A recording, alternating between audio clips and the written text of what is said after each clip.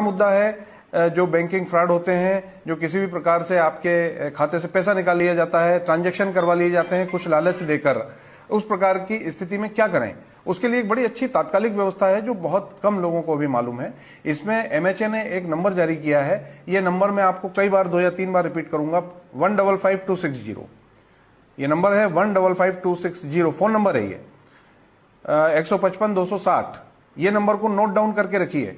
कभी भी किसी भी कारणवश अगर कोई फ्रॉड होता है आपके साथ तो तत्काल इस नंबर पर फोन लगाइए, उस रजिस्टर्ड नंबर से, जो रजिस्टर्ड नंबर बैंकिंग के ट्रांजैक्शन के लिए आपने रजिस्टर्ड किया हुआ है, उस नंबर से आप फोन लगाएंगे तभी काम हो पाएगा। ये आवश्यक है, ध्यान रखिए कि आपको जो आपका फोन मोबाइल नंबर है या जो भी आपका फोन नंबर है जो बैंकिंग के ट्रांजैक्शन के लिए, किसी भी प्रकार के बैंकिंग ट्रांजैक्शन के लिए रजिस्टर्ड है, उस नंबर से आप ये 155260 नंबर पर फोन लगाइए।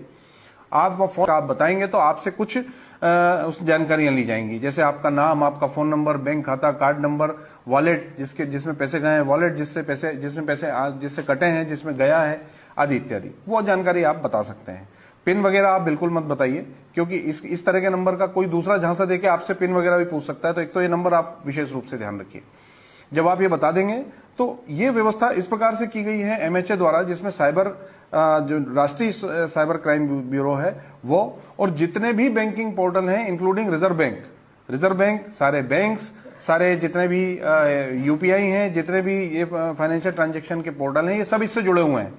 तत्काल आपका मैसेज इन सभी बैंकिंग संस्थानों को चला जाता है, बैंकिंग एजेंसीज को चला जाता है, क्योंकि जब फ्रॉड होता है एक बैंक से दूसरे बैंक में ट्रांजैक्शन होने में थोड़ा टाइम लगता है। ये बैंक अपनी फॉर्मेलिटी करता है, फिर वो दूसरे को ट्रांसफर करता है, फिर वो बैंक करता है, तब जाके वो ड्यूरेशन का जो समय है उसमें अगर इनके पास मैसेज पहुंच गया तो आपका पैसा उस पूरे रूट में कहीं भी रुक जाएगा। अगर मान लीजिए एक बैंक से चल दिया है दूसरे बैंक तक जाने के लिए, तो उस रूट पर रोक दिया जाएगा, आपका पैसा आपको वापस आ जाएगा।